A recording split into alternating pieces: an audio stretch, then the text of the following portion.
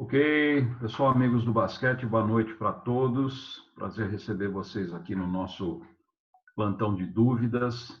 E hoje a gente está trazendo aí um convidado muito especial, Diego Falcão, meu amigo. Ele atualmente preparador físico, né? Comanda toda a parte de preparação física da seleção brasileira feminina, uma grande experiência em basquete. Então, Diego, primeiro eu queria te agradecer aí pelo tempo disponível e só para explicar para o pessoal a sistemática, o Diego vai fazer uma apresentação de cerca de 20 minutos e depois a gente abre para perguntas. Eu só peço que aqueles que forem fazer perguntas, tanto aqui pelo Zoom como pela página da associação, né, façam perguntas bem objetivas para que a gente possa tentar responder o maior número possível, tá bom? Aqui no Zoom, me dá o alôzinho pelo chat, eu anoto aí quem vai fazer a pergunta, abro o microfone e aí a pessoa faz a pergunta. Então, Diego, inicialmente, muito obrigado pela participação. E para a gente começar, né, antes de falar especificamente do tema, eu gostaria que você fizesse uma breve apresentação aí de você mesmo, né, tua carreira, como é que você caiu no basquete, né? Como é que entrou nessa vida, né? Como é que você entrou nessa vida maluca, né? Mas é uma vida muito legal, é maluca, mas é muito boa. É isso, é isso. Então vamos Gente, lá, Diegão. primeiramente, obrigado, Dante, pelo convite. Obrigado, Leozinho, sempre por toda a atenção. Obrigado a todos que estão aqui na sala. É sempre um prazer estar falando sobre o esporte que a gente é apaixonado também, o esporte que literalmente me deu tudo na vida. Bem, eu fui, como todo mundo que trabalha no basquete, sempre desejou ser um atleta de basquete, né? Eu sou nascido e criado em João Pessoa, então fui um atleta nível estadual muito ruim, mas sempre tive uma paixão por treinar muito, então sempre gostei de treinar muito, sempre fui uma pessoa muito determinada e ganhei valores no esporte que o basquete me deu, de dedicação, determinação, porque como o meu nível técnico era muito baixo, eu aprendi que se eu treinasse mais que os outros, me dedicasse mais, eu poderia chegar no nível dos bons. Mas quando eu vi que eu não ia chegar a um nível internacional, em 1992 eu tive um sonho de ver o Dream Team jogando, eu quero participar de uma Olimpíada e quero ganhar uma medalha de ouro olímpica. E eu queria como atleta, né? Mas quando eu fui crescendo, eu já vi que essa janela era muito grande.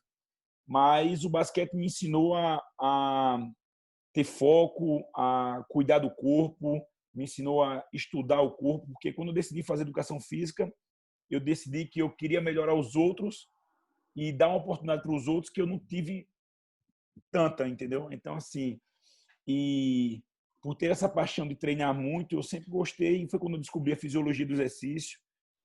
Me formei em educação física em João Pessoa, depois fui para São Paulo, estudei na Unifesp, trabalhei um certo tempo no laboratório da Unifesp, mas sempre procurando e direcionando minha vida para o basquete. Basicamente é isso, e foi quando eu entrei no CFE Janeiro, inclusive trabalhei com a Cátia no primeiro ano que fui para São Paulo, em 2004, e daí em diante só tinha tido alguma experiência com as seleções estaduais da Paraíba e algumas escolinhas, e como personal com treinamento esportivo, mas a partir daí eu segui minha carreira e estamos aqui hoje, seguindo depois de Metodista, Ubra, basquete feminino, seleção brasileira masculina, Flamengo. Então, assim, já teve algumas passagens assim, no basquete que, graças a Deus, me deu muita experiência e a gente cada vez mais quer aprender mais e evoluir na parte do treinamento. Basicamente, é isso. Se eu for contar tudo, vai ficar um livro muito grande. Não, não, não, não. Tem muita história aí, Diego. Vamos deixar isso para outro dia. Vamos falar agora daquilo que você faz, daquilo que você desenvolve, né, nos clubes que você participou, nas seleções. Então, agora fica à vontade, Diego. A Eu apresentação é vou, tua. tudo bem. Eu vou compartilhar aqui a tela. Bem, antes de compartilhar, nós temos 20, 25 minutos aqui. Vai ser uma apresentação breve. Eu vou falar sobre controle de carga, da carga externa. Geralmente, o controle que o técnico tem, que o técnico, sendo ele da base ou do alto nível, que ele pode direcionar e conduzir o trabalho da equipe dele. E isso vou tentar direcionar para vocês a estrutura que geralmente a gente faz, tanto na base quanto no alto nível. Tudo bem? E Tudo bem. depois os Vamos detalhes lá. a gente vai nas perguntas. Exatamente.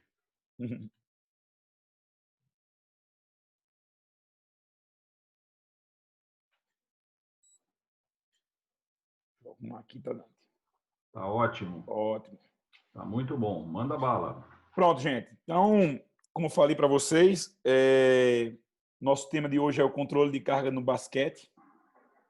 Eu vou falar hoje dos aspectos, identificar um pouco a característica do basquete, entender a intensidade, volume e da distância percorrida pelo perfil do jogo de basquete, entender um pouco o que é agudo e crônico, que eu acho que isso faz uma diferença muito grande em você priorizar e organizar seu treino, a consequência da sequência das cargas para você direcionar, e depois eu vou falar um pouco das variáveis do treinamento. Bem, esse meu slide ele sempre está nas minhas apresentações, porque basicamente o esporte é estímulo, recuperação e adaptação. Nós temos que entender o quanto nós vamos dar de estímulo e como. A gente tem que entender qual o direcionamento nós vamos dar para o atleta recuperar e falar que ele só irá ter uma adaptação se houver essa recuperação. Isso é um processo de conscientização. Basicamente, hoje nós vamos falar da carga externa, da carga de treino externa, que é o quê? É a carga que os técnicos ou que o preparador físico direciona no seu treinamento, que ele planeja, que ele aplica. Nós temos também a carga interna, mas que nós não vamos falar sobre as respostas cardiovasculares, bioquímicas, percepção subjetiva, nós não vamos falar desse controle de carga. Hoje o objetivo é falar da controle de carga externa. Bem, para a gente entender o que é controle de carga externa, a gente tem que primeiro conhecer nosso esporte. Saber que o basquete, que o esporte tem, geralmente, nós temos duas grandes capacidades, anaeróbias e aeróbias. As capacidades anaeróbias são as capacidades rápidas, fortes, intensas, intermitentes. E aeróbias, geralmente, aquelas capacidades um pouco mais longas, que tem um esporte contínuo, que existe uma rotina. Então, eles são completamente diferentes, principalmente pela sua intensidade e sua qualidade de execução. E aqui a gente vê bem a característica, o Bolt, o recordista do mundo, que fez a maratona em menos de 2 horas, o primeiro homem a fazer menos de 2 horas. E a gente começa a entender que a capacidade aeróbia ela tem uma característica oxidativa. Se você olhar aqui, o maratonista ele tem um perfil de cansado, ou seja, já começa a entender que as ações oxidativas são mais desgastantes, diferente das capacidades que o basquete prioriza, que são as capacidades anaeróbias. Você vê o Bolt, ele está no esforço tremendo, mas ele tem uma cara saudável, são esportes intensos. Geralmente são os esportes coletivos acíclicos, tá? Aqui nós estamos dando uma característica dos 100 metros. Mas o que nós devemos treinar no basquete? O basquete é um esporte basicamente anaeróbio. Algumas ações em posições anaeróbio alático e algumas ações com a característica de anaeróbio glicolítico, que é aquele tiro que cansa. Para não ser tão complexo, vamos ser bem simples. O anaeróbio alático, aquele tiro rápido que para, e aquele anaeróbio glicolítico, aquele que você vai até sua intensidade, teoricamente, chegar no nível mais baixo. Tudo bem? E dentro dessas duas capacidades existe a capacidade de determinante e limitante. E todo esporte existe isso. E no basquete também.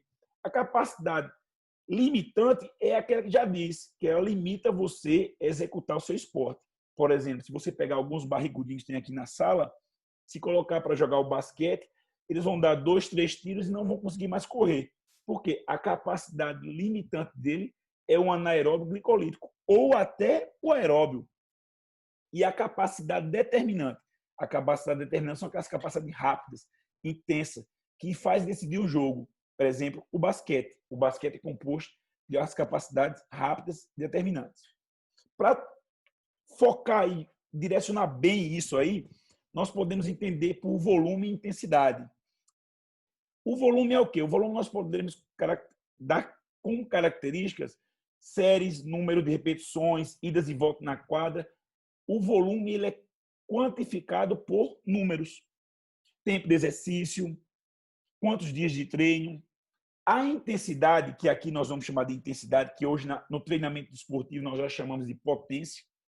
A intensidade, que aqui nós vamos falar assim, ela é dada por características qualitativas: rápido, intenso, forte, fraco, ativo, vigoroso, denso, leve. Então, nós temos que, no treinamento nosso, a gente introduzir essas duas variáveis. E como a gente coloca isso? A gente tem que entender primeiro que o jogo de basquete ele é intenso, a gente já sabe, anaeróbio. Mas por que a gente sabe? Porque a gente tem que entender um pouco do jogo. Então, todos aqui, teoricamente, trabalham com basquete. A gente tem que entender que o basquete, a frequência que ocorre, o sprint, com e sem bola, você olha que, basicamente, o esporte é jogado sem bola. Você corre sem bola, é uma bola para 10 jogadores, entendeu? Então, 9 estão sem bola. A gente tem que ensinar nossos atletas a correr. Por quê? Porque a maior parte do tempo está sem bola. Tudo bem? E outra coisa importante também, vou ser bem rápido para a gente aproveitar mais na frente. A gente tem que entender como eles correm.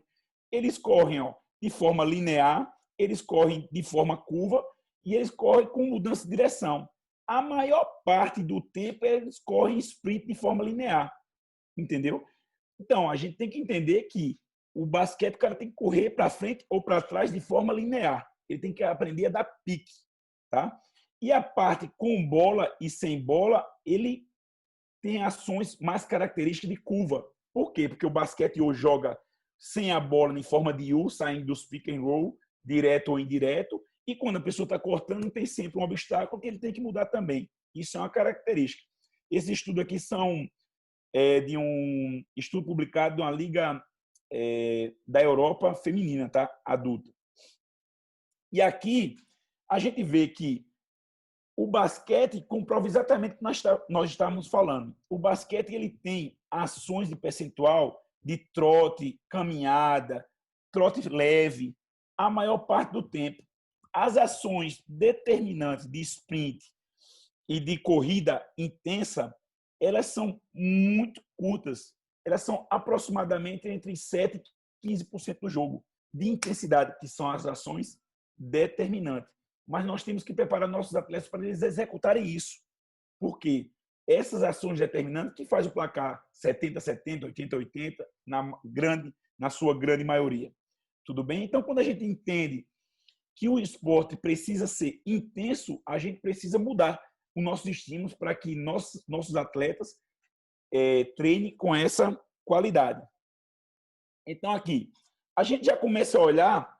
Aqui nós temos todos os métodos e a abordagem do basquete, basicamente todos, tá? 90%, 80% aqui estão inseridos.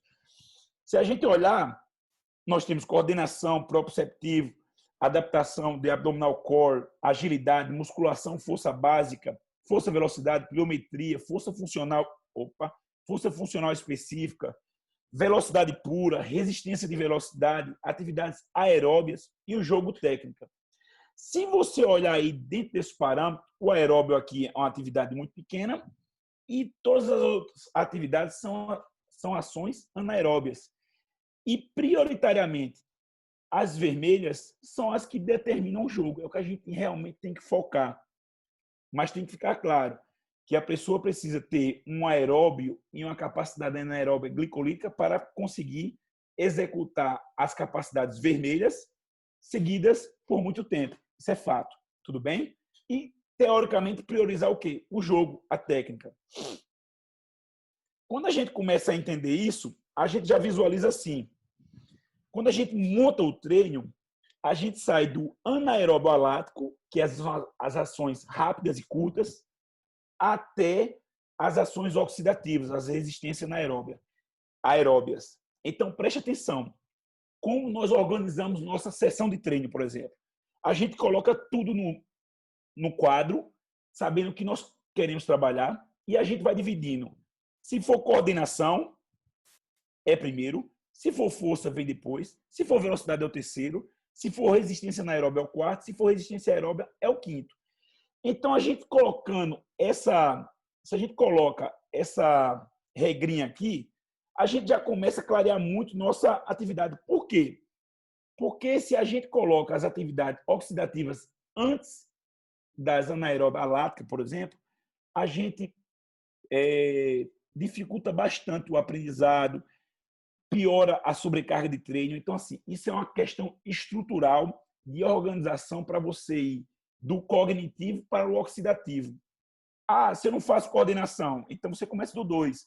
Aí eu não vou dar velocidade desse dia. Então você faz coordenação, força, resistência anaeróbia e resistência aeróbia. Corta a velocidade. Tudo bem? Isso é um direcionamento para que você pegue seus exercícios e jogue isso durante sua sessão de treino. Ou também que você organize isso durante sua semana, e eu vou mostrar para vocês mais na frente.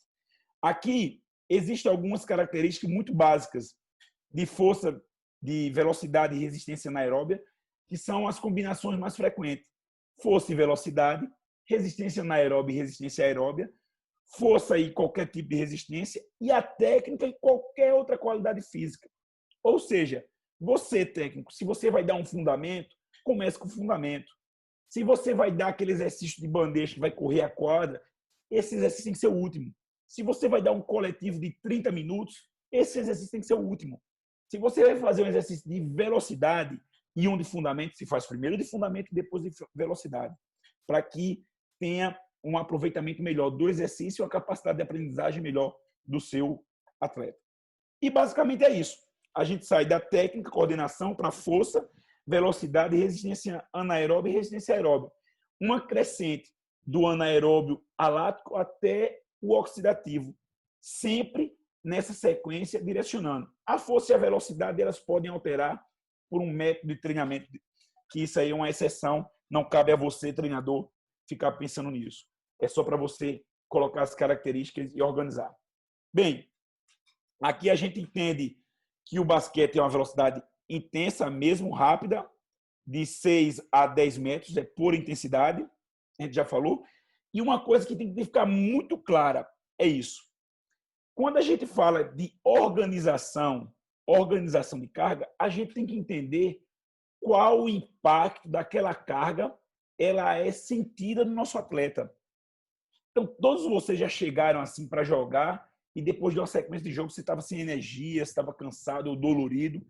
Isso é uma resposta da carga que você fez antes. Então, você, como treinador, você tem que entender qual carga você está aplicando naquele atleta. Então, aqui a gente tem as capacidades e tem uma carga média importante e a grande. Aí você vai falar, mas não tem uma carga pequena. Porque carga pequena você pode dar todo dia, não tem problema nenhum. O problema é, você tem que entender a carga aguda e a carga crônica, que eu vou falar mais na frente.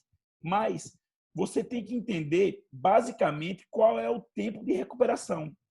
Eu vou dar um treino de coordenação. Se der de manhã, em 6 horas, isso está em hora, tá, gente? Esqueci de colocar.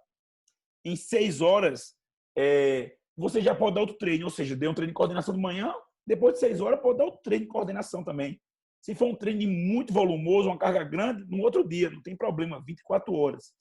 E assim você levar essa tabelinha para você organizar. Mas você tem que entender, a grande sacada é qual é uma carga pequena, qual é uma carga média, qual é uma carga importante e uma carga grande para o meu time. Aí sabe, só quem vai saber é você. Porque para o meu time eu sei, para o seu eu já não sei. Então, isso é literalmente por tentativa e erro. Claro que você conhece no grupo, você sabe o volume, a intensidade, qual exercício eles já conseguem executar, mas basicamente isso aqui não tem como a gente dizer, a categoria de base é uma quadra. Não consigo, porque depende da estrutura e tanto da idade cronológica ou a idade biológica do seu grupo. Tudo bem? Mas para a gente entender isso, por quê? Porque aqui eu estou falando de uma carga literalmente em um dia. E o grande problema é que a gente tem que saber qual é a carga forte, média, estável ou normal e a regenerativa. Nós colocamos assim o nosso direcionamento. Por que nós colocamos assim? Para a gente entender quais são os dias fortes e dias fracos. A gente coloca entre 2 a 4 cargas, 5 cargas crescentes, depende do estilo do grupo, ou 2, ou 2, 1, ou 2-2, ou seja, 2 cargas fortes e nos 2 dias mais tranquilo, dependendo do perfil. No alto nível, sai 4-1, 5-1, 6-1. Às vezes 3-1 também, basicamente. Tudo bem? Mas nas perguntas a gente fala melhor sobre isso. Mas para que a gente quer ver isso aqui? As cores e entender. Porque o técnico tem que saber qual o dia forte e o dia fraco. E para ele saber isso, ele tem que entender disso aqui, ó, carga aguda e carga crônica. Ele tem que visualizar isso. Como eu citei anteriormente, a carga aguda é aquela carga do dia, aquela carga que você vai aplicar na sua sessão de treino ou no seu dia todo. A carga crônica é uma carga que ele vai sentindo de acordo com as sequências das cargas, ou seja, mais a longo prazo, 1 semana, 2 semanas, carga crônica 1 mês, 6 meses. Então a gente tem que entender isso, gente. O treinador ele tem que entender que o estímulo agudo é a sessão de treino e o crônico é a sequência das sessões. O agudo é a sequência dos exercícios, por exemplo, saindo do anaeróbio para o oxidativo. O crônico é a sequência dos dias, por exemplo, segunda, terça, quarta, quinta, sexta. Quando que eles vão inserir ou dar um impacto do atleta numa sobrecarga? Você tem que saber qual o propósito do exercício no dia e seu dia. Por exemplo, se você faz um treino de segunda-feira muito bom, mas é muito oxidativo, o seu treino vai ser maravilhoso. Isso já aconteceu com muita gente aqui. O problema é que, se você der seu treino maravilhoso na segunda, o treino da terça, da quarta, da quinta e da sexta, você não consegue aplicar mais. Por quê? Porque vai ter uma fadiga muito grande. E se você pegar a carga importante de um exercício oxidativo, lá atrás, como já mostrei, vai dar até 96 horas. Se for de um impacto gigante. Então, assim, 4, 5 dias você vai estar assistindo a carga. E sabendo que a carga crônica ela tem o acúmulo dos dias. Tudo bem? Resumindo, a carga aguda é a curto prazo, a carga crônica a longo prazo. Entenderam? Então, quando você for colocar a sua sequência de treino, entenda onde estão os seus exercícios e qual será a sua prioridade. Lembra, começa do anaeróbio lático e vai para o oxidativo. Ou dá um descanso e recomeça. Tudo bem? Vamos lá. Aqui eu coloquei qual é o efeito disso na prática. Porque quando a gente sabe, na prática, quando a gente aplica e coordena um microciclo, a gente entende que tem dia que o atleta vai errar muito passe, vai estar cansado, o treino vai ser ruim, então a gente diminui e muda as características do exercício, como eu vou falar um pouco mais na frente. A gente consegue identificar qual o dia ruim e qual o dia bom. Aqui é um exemplo de programação que a gente faz. Saem aqui 1, 2, 3, 4 treinos para um descanso, com uma carga mais leve. Então, 4 treinos crescente para uma carga de descanso e depois recomeçou 1, 2, 3, 4, 5, 6 para um dia e meio de folga. Tudo bem? Então, a gente coloca isso e a gente pinta as cores para que eles entendam qual o dia forte, qual o dia mais ou menos, qual o dia fraco, que ele já vai preparado. E aqui é uma sigla que eu coloco de intensidade de 1 a 3, de 1 a 3 aqui, 1 a 3, sempre colocando de intensidade e volume, para que o técnico, no caso Neto, ele entenda qual o perfil e a característica dos exercícios. Aí vamos para o planejamento, que é a parte boa. A gente, quando está aplicando a carga do planejamento no basquete, hoje a intensidade é o que muda. Literalmente, o menos é mais. Você tem que dar menos volume e muito mais qualidade, que é o que muda a execução do seu treino.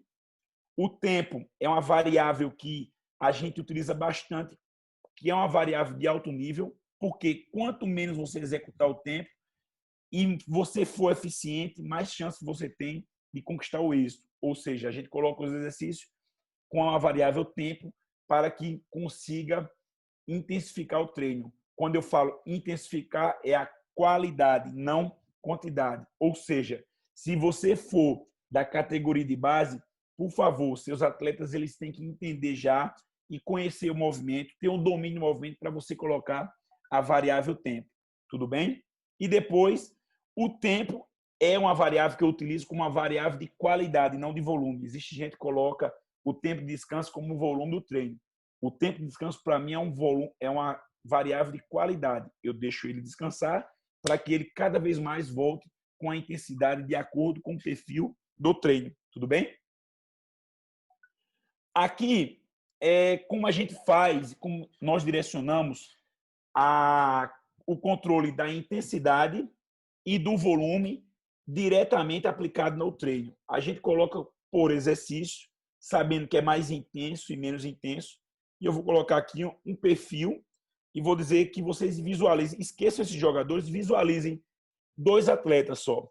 2 atletas que vocês pegaram infantil. Vocês vão fazer um pega-pega com 2 atletas nessa quadra toda. Se estiver apenas esses 2 atletas na quadra e você disser, tá valendo um pega, eles vão dar um pique, 2 piques, um correndo atrás do outro, e daqui a pouco a brincadeira acabou. Por quê? A quantidade de atleta dentro da quadra, com o espaço que ele vai percorrer, reflete diretamente na intensidade ou no volume. Ou seja, se tiver 2 atletas só nessa quadrinha que vocês estão vendo aí na frente, com a quadra toda livre, eles vão correr uma intensidade altíssima, apenas no máximo 2, 3 quadras, depois acabou. Por quê? Porque tinha muito espaço para pouco atleta. Ou seja, a intensidade foi alta, mas o volume, o espaço foi muito grande, não foi proporcional à atividade. Se a gente pensar o inverso também, é uma característica muito grande. Se você colocar 100 pessoas nessa quadra e der a mesma quadra e você pedir para elas deslocarem, elas vão ter que mudar de direção, porque uma vai bater na outra. Então, o deslocamento vai ser muito menor. E a capacidade de deslocar e de correr livre vai ser muito menor também. O que é que eu quero dizer com isso? Eu quero dizer que a dinâmica de atletas, a proporcionalidade de atletas ativos na quadra e descansando muda o seu treino. Você tem que entender quantos atletas ativos tem no exercício e quantos irão estar descansando e, basicamente, qual é o tempo médio desse descanso. Pela dinâmica do exercício, qual é o seu objetivo, entendeu? Então, você vai ter que analisar se é intensidade ou se é volume. Por exemplo, aqui nós temos 1 contra 1 de um lado e 1 contra 1 do outro. Eles decidem a bola. Se você der esse exercício, o de branco vai passar para o de preto e ele vai começar a driblar. Ele vai driblar para um lado e para o outro até conseguir uma vantagem.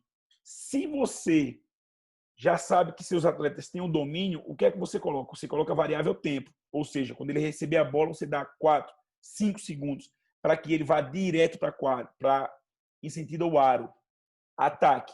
Mas tem 4 atletas, teoricamente, fazendo essa atividade e tem 8, se for um grupo de 12, 15, se for um grupo de 19, descansando. Então, a intensidade tem que ser muito alta e o tempo curto. Por quê? A dinâmica do exercício muda. E, teoricamente, se você for dar esse exercício, você dá no começo. Depende da organização. Se tiver um fundamento, você dá o fundamento antes e depois dá esse exercício. Diferente se a gente colocar, por exemplo, esse exercício aqui. Esse exercício tem 2 contra 2, que vai criar um desequilíbrio, vai acontecer uma ajuda e depois uma recuperação. Já criou uma estabilidade, mesmo sendo 2 contra 2. Mas esse exercício também é apenas meia quadra. E aqui você coloca 10 segundos, 8 segundos para ter uma ação. Ou seja, um exercício muito intenso com poucos jogadores na quadra e tem muita gente descansando. Diferente completamente desse exercício, que tem um 4 contra 4, com duas pessoas no apoio, gerando um desequilíbrio, uma ajuda do lado contrário, de acordo com o sistema defensivo do técnico, os objetivos tático, técnico do técnico, tá? Então, aqui cria um desequilíbrio e vai girar a defesa. São 4 contra 4, porque depois esses 2 apoios saem. Beleza, 4 contra 4 com desequilíbrio. Meia quadra. Aí você vai dizer, Diego, então 4 contra 4, 5 contra 5 é sempre a intensidade baixa? Não. Quando a intensidade é baixa de 4 contra 4, 5 contra 5, você aumenta a quantidade de quadra. Ou seja, aqui, ó, 1, 2 quadras, 3, 4 quadras. quantidade de idas e voltas pré-definido no seu exercício. Tudo bem? Que é diferente de você executar um exercício com muita quadra e com pouca quadra, com defesa ou sem defesa. Exemplo, esse é uma bandeja, é uma figura 8, ida, volta, são 3 idas, 1, 2, 3, cobrando a cesta, com tempo entre 20 e 14 segundos, dependendo do nível da sua equipe. A gente faz isso pode ser velocidade se for feito uma vez. Se for feito 5 séries, 6 séries, já é uma resistência e velocidade e um exercício de impacto muito grande. Então, você tem que entender qual característica você vai colocar no seu treino. Se vai ser um 2 contra 2, 3 contra 2 e causar um desequilíbrio, ou se vai ser um 5 contra 5, 1, 2, 3, 4 quadras. Resumindo, o perfil e a quantidade de atletas dentro da quadra refletem diretamente a intensidade e o volume. Se você quer intenso, o que é que você faz? Reduz a quantidade de atletas. Se você quer volumoso, você tem que aumentar a quantidade de atletas. Tudo bem? 25, hein? Bem, gente. Obrigado pela atenção. Agora eu aguardo as perguntas.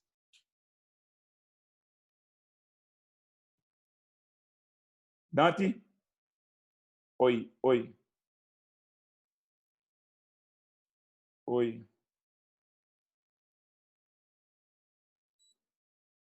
Só um minuto, Diego. O Dante está voltando. 25 cravado, hein, Leozinho? Aí, pô, depois de toda essa explicação aí de treino, de como faz, tal, se você estourasse o tempo, a gente ia reclamar, né, o Diego? Cravado, quando tocou, acabei, hein? Planejamento. Isso é planejamento, exatamente. Muito bem. Então, se quiser tirar a tela aí, Diego, para a gente voltar aí Não tirei?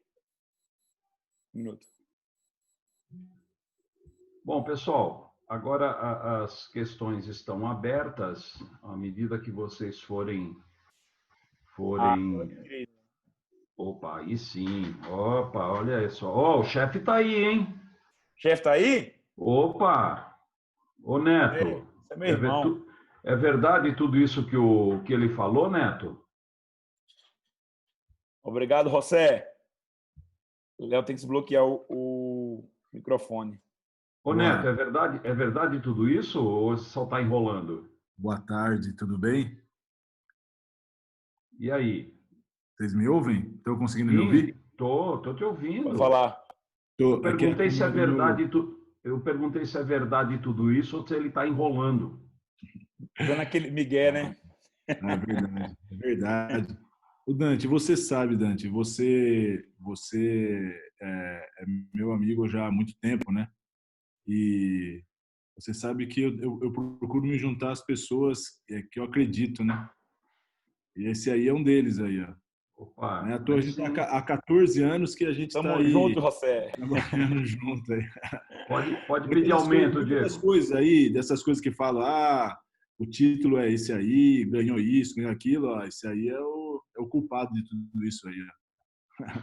Aí, Diegão, então já pode pedir aumento para o Neto. Posso, tá? né, pedir aumento, tá bom, então. Muito bem. Obrigado, José. Vamos ver se tem pergunta aqui. Eu tenho algumas perguntas aqui, né, já engatilhadas. O Tácito está se manifestando aí, então, Tácito, primeira pergunta é tua. Vamos lá. Vamos lá, grande Tácito. Fala, garoto, tudo bem? Tudo bem. Parabéns, Obrigado pela presença. Oi? Obrigado pela presença. Prazer é meu sempre, tá? Parabéns pela apresentação aí. Ô, Diego, a minha pergunta vai não tão ao assunto que você colocou, ok?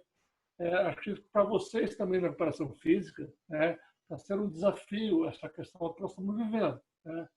Qual você acha que é o tempo que vai demorar, tá, para a retomada de uma equipe, por exemplo, na categoria de base, que é onde eu estou trabalhando, ok?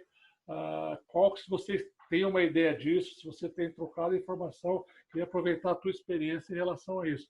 Porque acabamos de sair de uma reunião da federação, onde os caras estão sugerindo uma possível volta das competições em setembro, cara. Tá? Sim. Então, eu queria ver se vocês têm uma opinião, qual seria se existe essa... Sim. Assim, Obrigado, obrigado, Tassi. eu já falei bastante já ultimamente sobre esse assunto, porque agora não tem jeito, né? Todo mundo está falando. Questão do destreinamento. Isso aí tem muitas variáveis, tá? Primeira variável é a teoria da proporcionalidade, quanto você treinou e quanto tempo você ficou sem treinar. Ou seja, o quanto seus atletas estão treinando vai mudar diretamente como eles vão voltar. Se eles estão ativos, treinando força, treinando uma capacidade aeróbia, anaeróbia, que a gente sabe que todo mundo vai destreinar, isso é fato, todo mundo vai destreinar, porque não tem como você manter o mesmo ritmo. Mas se ele esteve ativo nessa oitentena, né? Não é mais quarentena, né? Então, se ele esteve ativo, se ele malhou, se ele correu, se ele cuidou do corpo, em 3, 4 semanas ele já vai estar voltando aos padrões, basicamente, do que ele já tinha estimulado. Em ganho de força, em ganho da capacidade específica, porque, assim, existem muitos trabalhos, mas que falam de 3 semanas, mas isso é com pessoas que já têm um histórico muito grande, que não é o caso de vocês na categoria de base, que esses meninos estão sendo formados aí, eles não têm histórico laxo de treino nenhum. Então, assim, se eu falar na categoria de base, 1 mês para que volte com a capacidade de força, os exercícios oxidativos, assim, controlados, sem tanta velocidade no início, porque senão vai machucar, sem tanta competitividade. Então, o campeonato alemão mostrou isso aí, né? Eles pensavam que ia voltar jogando, não dá. E eles são atletas treinados em alto nível, entendeu? Já tem um histórico de treino completamente diferente dos atletas que você está treinando, por exemplo, da categoria de base. Mas, mesmo assim, ele não suporta. Então, assim, primeiro é voltar com a força, voltar com os estímulos específicos e ir crescendo devagarinho, tanto no volume quanto na capacidade reativa, que é a principal capacidade, que é a mais, teoricamente, que você vai ter mais lesão se você fizer prioritariamente. Tudo bem? Desculpa, deixa eu completar só. Mesmo com o protocolo de volta, com os treinamentos individualizados, pequenos grupos, mesmo nessa situação? Não, quanto mais individualizado for, menos você chega no seu desempenho. Isso é fato. Você só vai voltar à sua capacidade normal quando você voltar ao treinamento normal.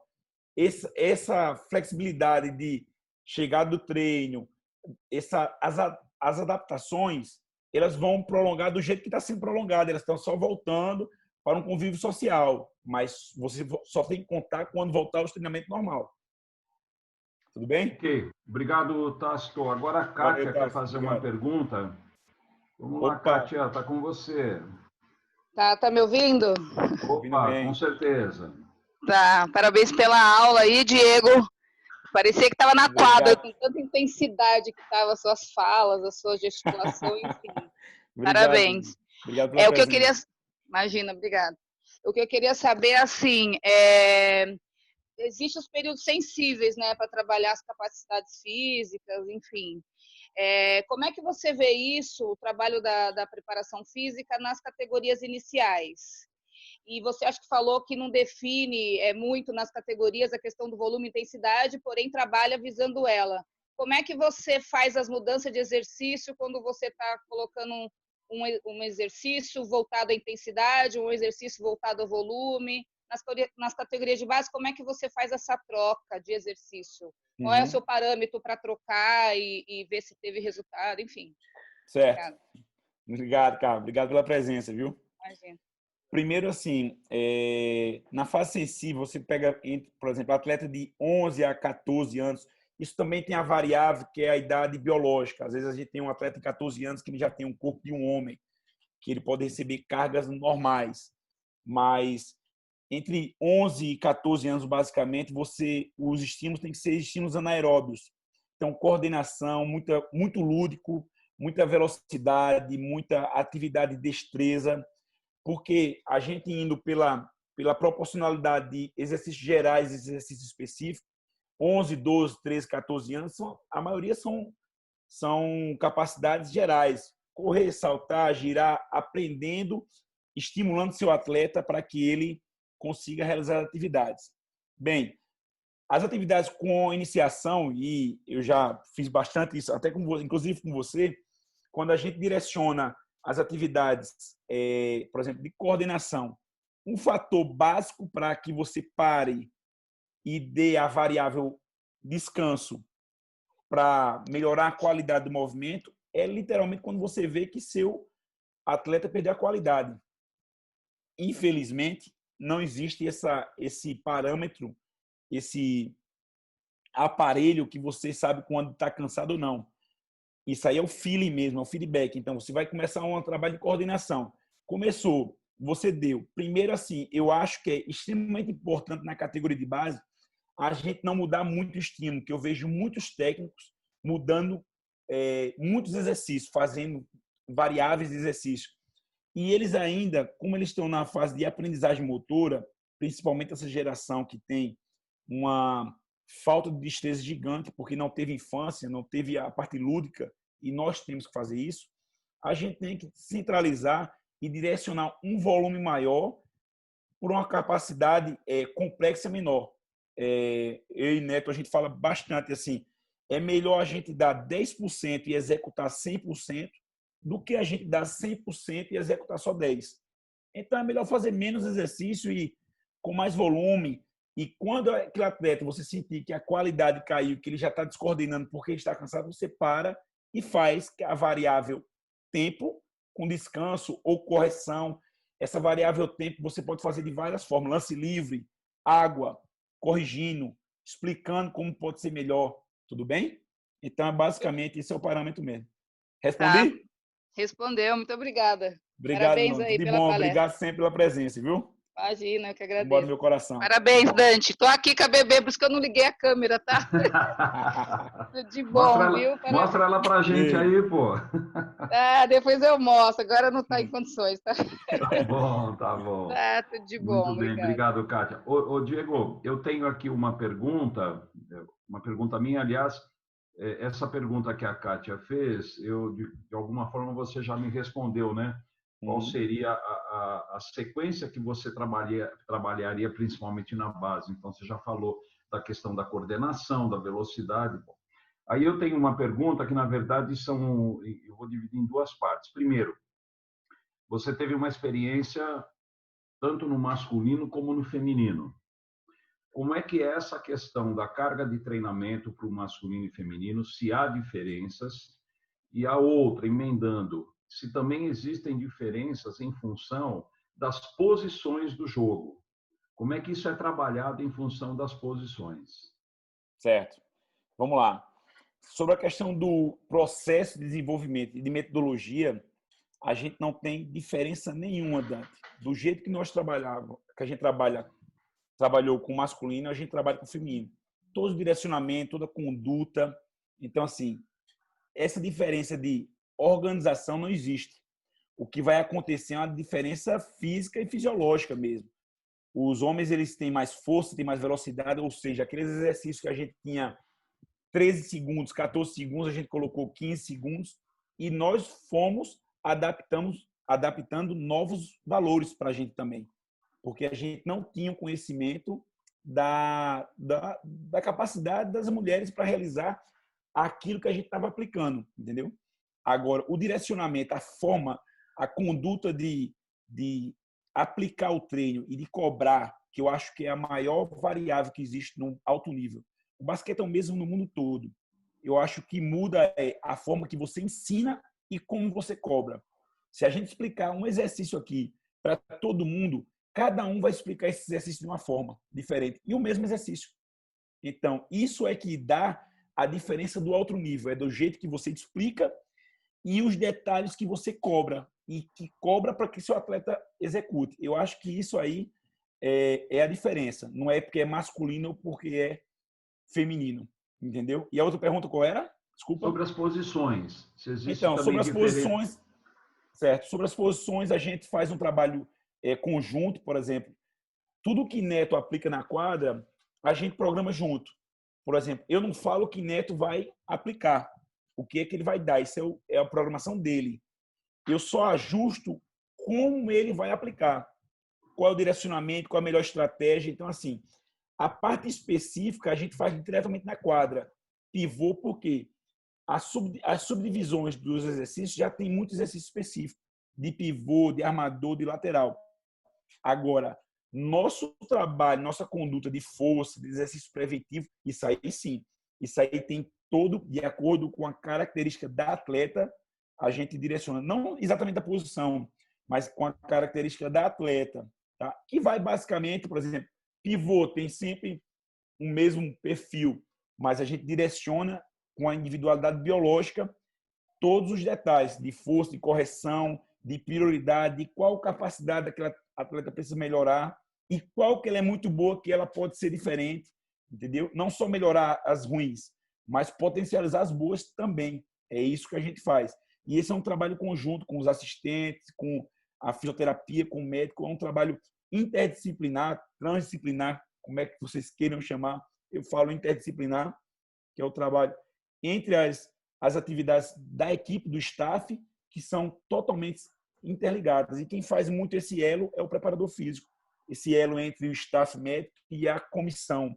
A gente faz junto, mas tudo pensando em pró, que é o objetivo que ele tem que ter a melhor equipe, com a melhor saúde, com a melhor força no momento que ele quer. Entendeu? Então, o Diego, deixa eu ver que tem uma pergunta aqui pelo meu WhatsApp. Só um minutinho. Tudo bem. A Adriana Amado, que trabalha com feminino aqui em Santo André, Amado. né? Sim. Na minha terra. É a capital de São Caetano, sabia? Santo André é a capital de São Caetano. Faz parte da Grande São Caetano. Grande São Caetano. A Adriana pergunta o seguinte: o que você acha de juntar treino físico e técnico-tático num único turno por dia, ao invés de treinar 2 ou 3 vezes por dia? É como eu falei, tudo bem. É como eu falei exatamente nos slides. O menos é mais. O técnico, principalmente o técnico brasileiro, ele tem uma característica de tentar treinar muito volume. 2h30 treino técnico, tático, assim. E isso nem tem qualidade, porque a qualidade que dá o alto nível e a quantidade satura. Então, assim, eu acho interessante nas categorias de base, principalmente, que a gente tem 3 treinos por semana, 4 treinos por semana, isso nos grandes centros, né? Os centros menores têm 2 ou 3, no máximo, 3 treinos. Então, esses treinos combinados, treino de circuito, são estratégias para você utilizar e para evoluir seu atleta e você também fazendo treino tático. Agora, isso você partindo daquele princípio que nós falamos agora, saindo do anaeróbio para o oxidativo, mas organizando sua semana. Quantos treinos você tem? 2, 3, 4? Eu acho super viável, entendeu? Eu ainda aplico, em alguns momentos, 2 treinos no dia. Na Europa, basicamente, eles treinam uma sessão mais prolongada, de força. Estou falando isso no alto nível, tá? De força e treino tático, uma sessão muito prolongada, e depois vai embora, de acordo com o trânsito. Mas eu acho que isso aí tem muitas variáveis. Para a categoria de base, eu acho que vale a pena demais exercício combinado, demais, físico, depois o técnico, o tático, de acordo com a prioridade da parte física também e da parte técnica. Por exemplo, se for um fundamento da primeira parte técnica, se for força, depois da força, depois vai para a parte tática, entendeu? Respeitando essa organização, eu acho super viável e válido, sim. Muito bom. O pessoal não está fazendo pergunta, acho que o pessoal está meio envergonhado, mas eu tenho as minhas aqui, tá? Tem problema, Diego? Vamos aqui, estamos na metralhadora. Você não vai ficar livre de mim, não, tá? Tá bom. Então, se eu conseguir, Diego, a gente responde. Uma curiosidade, né? Eu acredito, se eu estiver errado, por favor, que esse trabalho no clube, o trabalho como um todo e numa seleção tem um componente aí que é complicador, né? Na seleção, seja masculina ou feminina, você recebe atletas que vêm de situações diferentes, né? Então tem atletas que estão no fim da temporada, tem aquele atleta que está parado há algum tempo, atletas que vêm de processos diferentes de treinamento. Como é que você faz para equalizar tudo isso, né? Como é que você faz para colocar todo mundo no mesmo patamar? Mesmo barco. Exatamente. E remando todo mundo para o mesmo lado, como diz o Neto, né?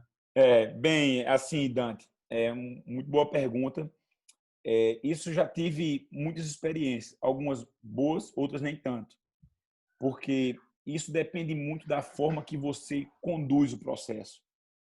Por exemplo, agora na seleção feminina foi maravilhoso, porque, e eu falei isso em muitas palestras que eu dei, eu sempre falei isso. Nosso sucesso, nosso êxito na seleção feminina, ele foi diretamente ligado à comunidade do basquete feminino, porque a comunidade do basquete feminino proporcionou isso para a gente. Então, nós recebemos informações extremamente qualificadas, boas, porque, primeiro, nós fizemos um grupo dos preparadores físicos. Então, eu sabia quem estava treinando e o quê. Eu fiz um grupo também das meninas que saíram, que ficaram de férias. Então, fiz um grupo da seleção toda da preparação física. Então, fui monitorando, principalmente porque nós ficamos até o processo do pré-olímpico mundial, nós tivemos 7 a 8 meses de seleção. Mas esse processo todo, a gente ficou 2 meses e meio, no total, 3 meses com a seleção. Então, esse período, esse intervalo que as meninas estavam no clube, eu estava falando com os preparadores físicos, Neto fez questão de falar com todos os treinadores. Então, a comunidade do basquete mudou isso, entendeu? Então, assim, eu não posso reclamar porque eu tive toda a situação e sabia o cenário de cada atleta. Tanto que quando a gente chegou no Pan-Americano, a gente já sabia qual era o perfil do time, sabia quem estava bem, quem precisava melhorar um pouquinho, quem poderia apertar ou não, até porque nossa primeira seleção a gente teve 2 semanas de treino. Então, ninguém melhorou nesse período. Era apenas para a gente saber qual era a situação do atleta e qual seria nosso direcionamento. Tanto que fisicamente eu não fiz nada. O Pan-Americano fisicamente não fez nada. Eu apenas direcionei como seria a preparação e Neto que deu treino, acabou. Não tem como fazer mágica para você ganhar. Então, a gente apenas direcionou porque a gente entendia e sabia a situação real de todo o grupo. E foi assim em todas as etapas. Por isso que eu acho que a seleção ela evoluiu tanto. Porque a comunidade do basquete estava junto e eu acho que isso é diretamente ligado no êxito ou não da equipe. Muito bom. Ainda, o André Ferreira, de Petrolina, está querendo perguntar. Tá aí, André, abre seu microfone aí, por favor, André, e faça a sua pergunta. Vamos lá, André. Abre o microfone, André. Opa. Tá aberto já. Agora sim. Tá ouvindo aí agora? Bom, André, obrigado aí pela participação. Pode fazer a pergunta aí. Eu é que agradeço. Aqui em Petrolina eu trabalho com masculino e feminino em idade escolar, certo? Trabalho na escola do estado de Pernambuco, onde eu trabalho hoje com a categoria de 15 a 17 anos. A minha dificuldade quando eu entrei na escola, já faz 15 anos, lá eu trabalhava as categorias pré-mirim, mirim, infantil e juvenil. Como a escola passou a ser uma escola de referência, a idade que o aluno entra na escola já é uma idade avançada. Então, para mim trabalhar com basquete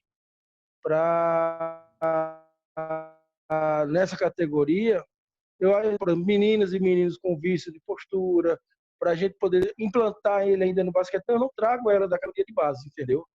Então, sim, a dificuldade que eu tenho hoje é não trabalhar essa categoria menor. Aí, eu não sei qual é o segredo, mas aqui hoje, graças a Deus, tem vários professores que trabalham com essa categoria de base. E eu hoje, esse ano, entrei numa escola particular aqui, no qual eu estou implantando a categoria de base, tanto masculino como feminino, e daqui a uns anos eu vou ter como ter uma rotatividade nas outras categorias. A minha pergunta é o seguinte: no meu caso, até o ano passado, para pegar já meninas e meninos já com a idade já de 15 a 17 anos. Já é uma idade bem avançada para iniciar numa modalidade esportiva. Qual o segredo para a gente tentar fazer plantar o basquete? Fácil, hein, Diego? Essa me pegou, né, Dante? André, por favor, fecha teu microfone. Obrigado, André, pela por pergunta. favor. Bem, André, isso aí não é um problema só seu, e muita gente tem esse problema. Não tem como fazer mágica. Esses meninos chegaram com 15, 17 anos sem treinar, não foi culpa sua. E por causa disso, você não pode atropelar os processos, é fato. Se ele quiser melhorar, ele vai ter que literalmente começar do começo. Não tem jeito. Você não tem como começar do fim, entendeu? Então, a questão motora, cognitiva, saber se ele vai entender o jogo, se ele vai saber correr e pensar também, já que é uma idade de 15, 17 anos, já é uma idade que já deveria estar treinando, entendeu? Então, assim, você vai ter que ensinar tudo isso a ele, porque não adianta ele não sabe driblar e você está tentando ensinar um crossover para ele. Não vai ter condições nenhuma. Ele não sabe correr, você vai tentar ele driblar com uma e às vezes com duas bolas. Esquece. Você vai ter que fazer essa iniciação. Ainda mais hoje que os meninos na adolescência têm uma falta de capacidade motora absurda pela tecnologia. Ninguém mais brinca, como eu já citei anteriormente. Tudo bem? Então, não fica culpado, não. Não sente pressionado, não. Isso não é culpa sua. Você não é o culpado disso. Diego, a gente já está partindo aí para a prorrogação, né? Você que manda, o jogo foi muito intenso e seguindo aí a tua filosofia, o importante é a qualidade, né? E não o volume. Não a quantidade. Eu quero fazer uma última pergunta e depois eu quero aproveitar uma situação aqui. A minha última pergunta é a seguinte. Em termos você falou que a recuperação é muito importante, evidentemente. Uhum. Como é que é o pós-jogo? Certo. Como é que vocês trabalham o pós-jogo? Bem, a gente tem, como eu falei já na apresentação, nosso trabalho interdisciplinar ele é muito integrado. Então, nós temos hoje 2 fisioterapeutas, a Jordânia e a Isabel. Nós temos 2 médicos, a Sana e o Paulo. Nós temos um assistente de preparação física, que é o meu assistente, Rafael Bernardelli. E temos a Juliana, que é a massagista. Então, esse grupo, ele trabalha incansavelmente o tempo todo tirando os treinos. No treino, quem dá o treino é Neto, eu fico inserido no treino junto com os assistentes técnicos, entendeu? E tá todo mundo olhando o treino o tempo todo, porque é uma filosofia nossa a gente direcionar, e, por exemplo, Neto cobra muito isso para que todos estejam atentos ao treino, porque se um elemento do nosso staff não está prestando atenção no treino, é sinal que não tem importância. Então, se você chegar no treino nosso, vai estar o médico olhando para o treino, o fisioterapeuta olhando para o treino, todo mundo olhando o que está acontecendo no treino. Os assistentes dando em volta na quadra, cada um com a informação já pré-definida. Então, isso é a parte técnica. O staff, ele se prepara da mesma forma para o pós-treino e para o pré-treino. Por exemplo, pré-treino, o staff ele faz toda a proteção, ou seja, a bota de esparadrapo nas atletas, porque a gente acredita que com proteção elas têm a capacidade de diminuir o risco de lesão. O staff, a gente faz percepção de recuperação, as fisioterapeutas pegam o feedback. Pós-treino existe massagem, pós-treino existe banheira de imersão de gelo, pós-treino existe tratamento para quem tem a lesão e preventivo para quem não tem também, um tratamento profilático, se você tem alguma característica de tensão, de gerar tensão em algum lugar do corpo. Então, assim, esse trabalho, Dante, é incansável, tanto nos treinamentos quanto na competição. Na competição, reduz um pouquinho o volume, porque no treinamento é onde a gente desgasta os atletas, a gente vai no limite, né? Na competição, geralmente, o que apresenta, o que a atleta apresenta depois do jogo. Então, assim, teoricamente, ela vai lá só para jogar. Então, não tem essa... Apesar de também ter todo o trabalho, mas a intensidade é menor. Na preparação, a intensidade é absurda. Então, as fisioterapeutas trabalham até 1 hora, 2 horas da manhã, assim, tratando, fazendo massagem e a gente sabendo também que o sono é importante, faz um rodízio. Então, tem toda uma estratégia pré, durante e pós-quadra. Muito bom. Diego, já recebi um recado aqui do meu técnico, o Léo Bruno, que a gente vai ter que encerrar. Ah, tá bom. Tudo que é bom realmente dura pouco, mas eu acho que essa horinha que nós passamos aqui foi extremamente proveitosa. Então, Diego, eu quero novamente te agradecer. Parabéns por todo esse trabalho que vocês estão fazendo pelo basquete feminino, né? Como você falou, é um trabalho integrado, não é de um só, e isso é muito bacana. Então, Diego, tua despedida aí eu passo a bola para o Léo para ele encerrar oficialmente. Grande, obrigado pelo convite, fico muito feliz e saber que tem uma quantidade de gente muito boa escutando. Eu acho que esse período de quarentena é um período de reflexão para a gente pensar na vida, pensar nas nossas prioridades e também muita gente deu prioridade para o basquete, né? Eu acho que nunca foi tão falado do basquete, preparação física, treino, e eu acho que está todo mundo esperando voltar para colocar em prática. Eu fico muito feliz em ajudar o basquete, em tentar ajudar e vou incansavelmente atrás do meu sonho, do sonho do basquete feminino, junto com o José, que está por aí, que é um cara que é meu irmão, que é meu amigo, que a gente sonha junto mesmo. E espero contar com a comunidade do basquete para que futuramente, nas próximas Olimpíadas, o basquete esteja no lugar que nunca deveria ter saído. E agradecer a presença de todos, agradecer por tudo, por toda a atenção. Leozinho, obrigado sempre pela atenção, pela paciência e estou sempre à disposição. Desculpa a demora da gente desse encontro, mas você mora no meu coração e não paga aluguel, Dante. Beleza. Obrigado a todos, preparadores físicos, técnicos, todo mundo está por aí. E vamos fazer basquete nesse Brasil. Antes de passar para o Léo, só dar um recado. Na quinta-feira, às 18 horas, né, depois eu passo o link, nós vamos ter esse plantão de dúvidas, que é uma ação do nosso grupo Vivo Basquetebol, com o Felipe Tadiello, que é o fisioterapeuta da Confederação Brasileira, tá ok? Então, passando aí para o Léo, gente, muito obrigado pela participação, quem esteve aqui no Zoom, o pessoal que esteve no Face, e muito obrigado. É com você, Léo, manda. Só para encerrar, agradecer, Dante, mais uma vez por ajudar a gente na TBB a divulgar mais e mais trabalhos. Essa parceria com os grupos tem sido muito boa e você, vou falar aqui ao vivo, é um dos caras que tem me mandado mais material. Não precisa dizer a frequência que a gente troca mensagem, porque senão o pessoal vai desconfiar. O Dante não para, é um monstro. O Léo quis dizer que eu sou o cara que mais perturba ele, porque além de mandar material, eu peço um monte de coisa. Não, mas a gente está trabalhando numa intensidade legal. Intensidade, tá vendo, Diego? Gostou da... Bom. Para poder fazer material de qualidade. E como o Dante falou, o plantão de dúvidas acontece toda terça e quinta. A gente está transmitindo pela página da TBB. E a programação do mês inteiro, né? Do mês inteiro, já está definida. Está lá na página da TBB, para quem quiser procurar, só rolar para baixo lá, que tem algumas outras publicações, mas tem lá a programação inteira do mês do Vivo Basquetebol. Eu quero aproveitar para fazer uma propaganda, Dante. Hoje você está falando com o Diego, hoje a gente começou uma série sobre basquete feminino no Café com Basquete, de manhã. Café com Basquete é um bate-papo rápido que eu faço de manhã com algumas pessoas do basquete, pessoas importantes do basquete brasileiro. E aí a gente começou hoje uma série com basquete feminino. Então hoje, amanhã, quinta e sexta, só basquete feminino. Hoje foi com o Camargo, que é assistente do Neto na seleção.